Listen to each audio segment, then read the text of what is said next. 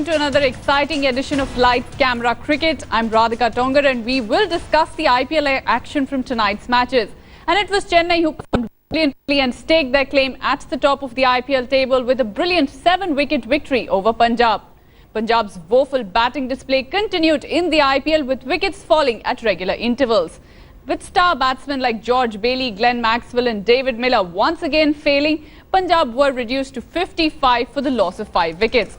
Akshar Patel and Rishi Dhawan formed a decent partnership towards the end to take Punjab to 130 for the loss of 7 wickets. In response, Chennai didn't have an ideal start, losing Michael Hussey and Brendan McCullum in the first 2 overs. But Faf du Plessis and Suresh Raina then joined forces, sharing a brilliant partnership to revive the innings. The duo shared a 92-run stand for the 3rd wicket. Rishi Dhawan finally managed to get the wicket of du Plessis, but by then Chennai were already in command of the match. Let's take a look at the scorecards now. Obviously, not a great batting display by Punjab out there. 130 for the loss of 7. Chennai chasing it down pretty comfortably with a half-century from du Plessis and a 41 not out from Suresh Raina.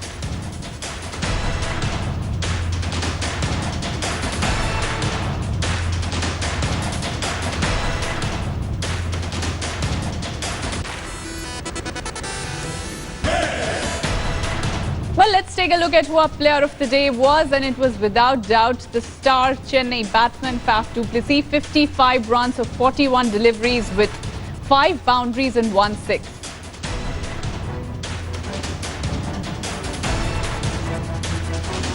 And a smart over of the day was the 10th over of the match, which was bowled by Ravindra Jadeja.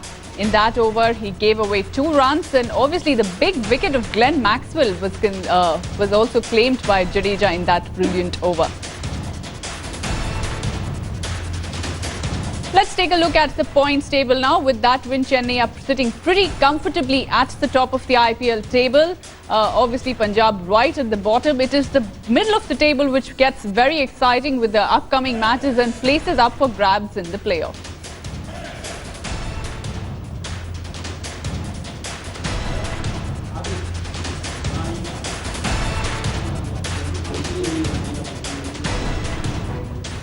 Well, I would like to welcome both my guests now. Nikhil Chopra joins me in the studio, and I'm also joined by former India captain Saurav Ganguly from Kolkata.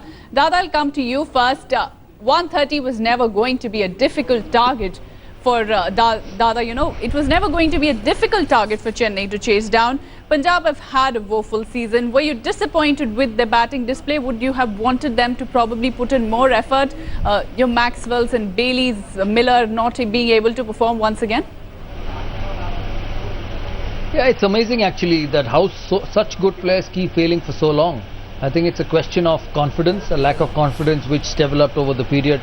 This team was in the final last season. Obviously, it was a lot because of the way Glenn Maxwell played. But this season has been very, very disappointing. What has been even disappointing is that they haven't recovered because they are such top-class players. They don't fail for such a long period. The likes of Maxwell and Bailey and Mitchell Johnson have been part of the World Cup winning teams. Whether they were highly motivated or not to play the IPL, we're not sure, because they've just come out of a World Cup win. So it's been disappointing from that, because you know there are in T20 cricket you'll win someday, you'll lose someday. That's fine. But when you're such good players, the likes of Murli Vijay, the likes of George Bailey, Miller, Maxwell, Gurkirat, Virendra Sehwag, Mitchell Johnson, you don't expect this quality to keep failing over such a long period of time, especially in 2020 format. So that's been the most disappointing part of Kings 11 Punjab. They'll have to forget this season and hopefully they will come back better next year. Nikhil, let me come over to you now. In fact, what about the Chennai batting? They obviously chased it down pretty comfortably. Wasn't a very big score out there. But du Plessis contributing, Suresh Raina, Dhoni finally coming among some runs. So great out there going into the playoffs for Chennai. True. The middle order firing. And it was, necessary for Mahendra Singh Dhoni also to come and get some runs, because I believe this is McCullum's last game. He won't be available for the next game. That's why Hussey was given an opportunity, Smith. So slight change in terms of the balance or maybe the combination of the side. So Radhika, it was important for them to go out there, test some guys who've been warming the bench just before the big playoffs. It was important to get that combination going. But 130 was never that big a threat to the Chennai side. Having said that, they lost those 2 early wickets, but I guess Faf and Suresh Raina have been in terrific form for Chennai. So, pretty easy. Had the score been about 150, 160, could have been a different ball game. Could have been a different ball game. Let's see. But Dada, like Nikhil mentioned, obviously probably the last match for Brendan McCullum. Hussey made his entry into this match, the first IPL game that he's played. Couldn't really perform. Dwayne Smith sitting out. You feel this was the right time to Chennai to try out things with McCullum going and probably them having to play with Hussey in the playoffs? I think Hussey is a good player, there's no doubt about it, but the problem which Hussey will face is he doesn't play regular cricket. Brendan McCullum has had a long season, they had a great World Cup in the final and he has to go because New Zealand are touring England and he's such a key player. I think it will be a big loss for the Chennai Super Kings because he was a man in form and he was one of the most important part of CSK this season, scoring runs at the top. The likes of Duplessis, MS Dhoni, Suresh Raina didn't have a great season. You can see that all of them had a big World Cup, big tour of Australia, and it is slowly creeped into their game, which is quite natural. Now Hussey coming back, yes, as I said, he's a good player.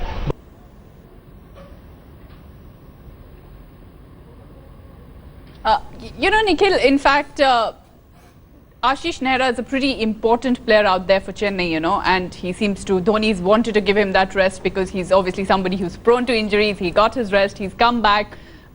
Were you impressed by, say, overall the Chennai bowling today, the way they bowled? Because obviously Punjab haven't performed well, but it is a good batting lineup and restricting them to 130 was obviously a good performance. True. A little surprising that, Punjab playing at home, they know the conditions well, they know the pace of the wicket. It wasn't one of those flat belting batting tracks, but at the end of the day, this is your home game. You should understand, sometimes when you're looking to get ahead of yourselves, looking to probably get 170, 180, you lose wickets. The important thing is when your batting hasn't fired right through the season, sometimes you need to do your basics, build a platform and then look to capitalize.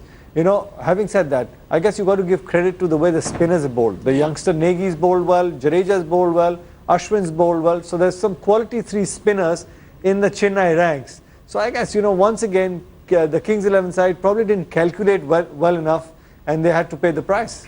Dada, in fact, spinners have been a sort of revelation this IPL season for all franchises. They've done really well. And in today's match, also Pawan Negi was brilliant. And then Ravichandran Ashwin was brilliant as well with his performance. He didn't give away too many runs and he's sort of been brilliant. So obviously, spinners have done a great job and they've done really well for Chennai. Yeah, absolutely. I think slow bowlers have a big place in T20 cricket, whether it's IPL or international cricket. You look at the best bowler, Sunil Narayan for the Knight Riders. He's a spinner. Ashwin for Chennai. They've done wonderfully well for their teams. Harbhajan Singh for Mumbai. So spinners have a great role, and what's even better for the CSK that they did at Mohali, where the wicket doesn't help spinners so much. You can understand in Chennai where there is grip and turn, but once you go to Mohali, it just assists the fast bowlers a bit more. So I think it's been a great effort from Chennai. But what is it, Dada, that you would want Chennai to work on going ahead? Obviously, they will, in most likelihood, they will finish at the top of the IPL table, something that Chennai were really looking to going into the playoffs. They've had their sort of difficulties out there. The middle order seems to have not fired, but today considerably Duplessis did a good job, Raina did a good job, McCullum is leaving the side. What is it that Chennai should look at going into the playoffs? Just hope the luck stays on their side in the semi-finals, because semi-finals are like that. You look at India; they played well in the World Cup, but on that day in the semi-final they lost to Australia. So when you go to those last 4, it depends on that particular day. And Dhoni has been in this situation before. Chennai has been in this situation before, where they have played exceptionally well in big tournaments. So probably Dhoni has got to use his experience and just deal with the way he has dealt with semi-finals when he's won competitions. I don't think they can change much at this stage. They've been outstanding throughout the competition. That's why they are finished at the top. And I don't think they need to worry about it. Just turn up on the big day, stay switched on and play to their potential. That's all you can do in big semi-finals. Absolutely. In fact, there is a big second Saturday offering in the IPL as well. It is Rajasthan who take on Kolkata, and it is a must-win match for both teams. More importantly, Rajasthan. Obviously, both teams are still in contention for a playoff berth. Rajasthan have stumbled majorly after starting with 5 wins on the trot. In the subsequent 8 matches, they managed just 1 win. This finds them in the situation they are now. They must win against Kolkata to remain in contention. captaincy has recently been shifted from Watson to Smith, and they will need their big stars to fire if they are to win this encounter. Situation is pretty much the same for Kolkata as well, who are currently second in the table with 15 points. If they win, they will seal a spot for the playoffs, but if they lose, it is their last match of the league, so obviously the result of other matches will confirm their progression in this IPL.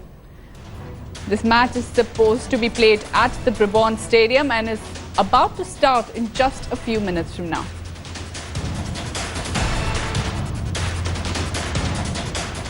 Dada, obviously a must-win encounter out there for Rajasthan, and they seem to have started really well, something that Rajasthan do off and on. They did that last season as well. You win 5 matches, then you come in a spot where it becomes difficult for you to qualify, and now they've changed their captains as well. What is it that has gone wrong with Rajasthan?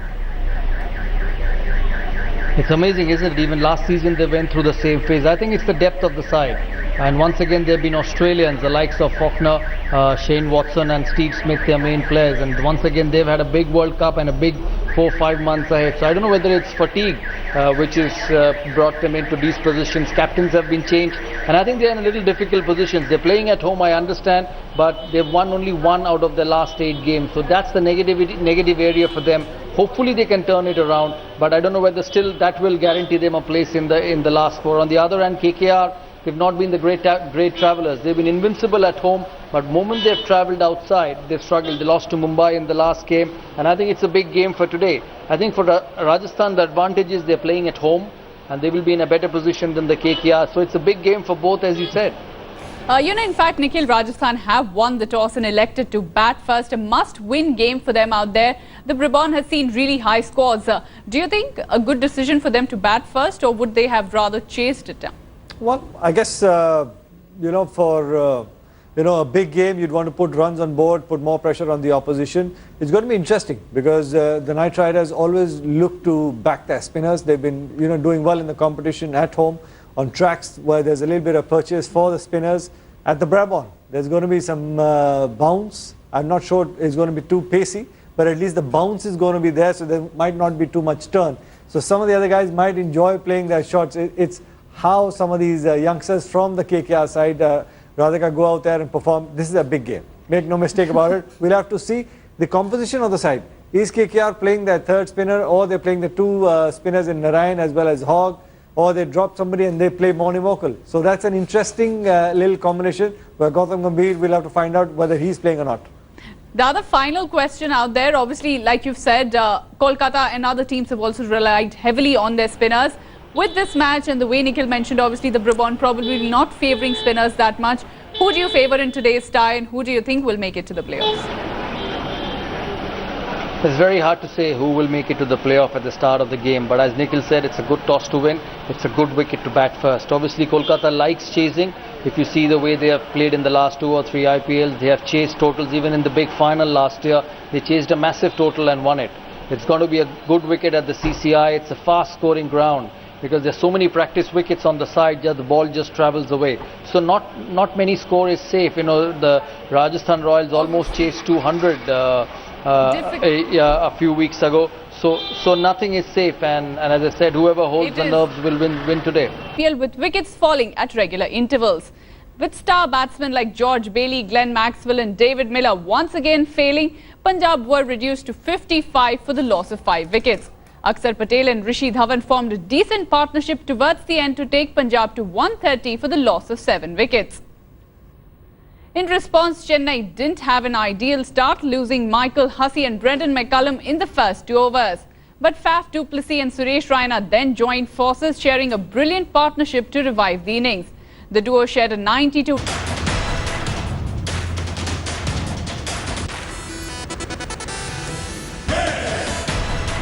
Well, let's take a look at who our player of the day was, and it was without doubt the star Chennai batsman Faf du Plessis. 55 runs of 41 deliveries with 5 boundaries and 1 6.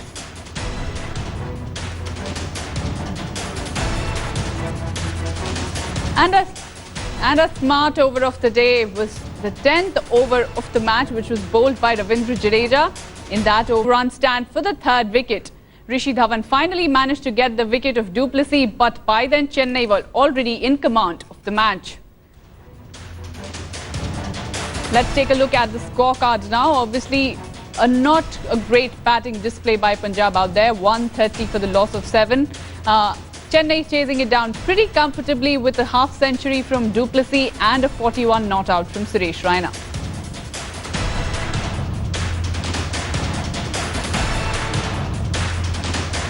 Where he gave away 2 runs, and obviously the big wicket of Glenn Maxwell was also claimed by Jadeja in that brilliant over. Let's take a look at the points table now. With that win, Chennai are sitting pretty comfortably at the top of the IPL table. Obviously, Punjab right at the bottom. It is the middle of the table which gets very exciting with the upcoming matches and places up for grabs in the playoffs.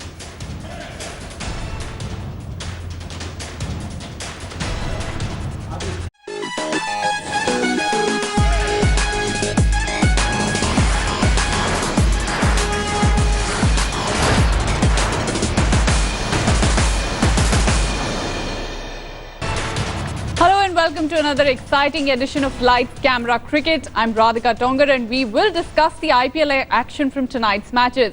And it was Chennai who performed brilliantly and staked their claim at the top of the IPL table with a brilliant 7-wicket victory over Punjab. Punjab's woeful batting display continued in the IPL.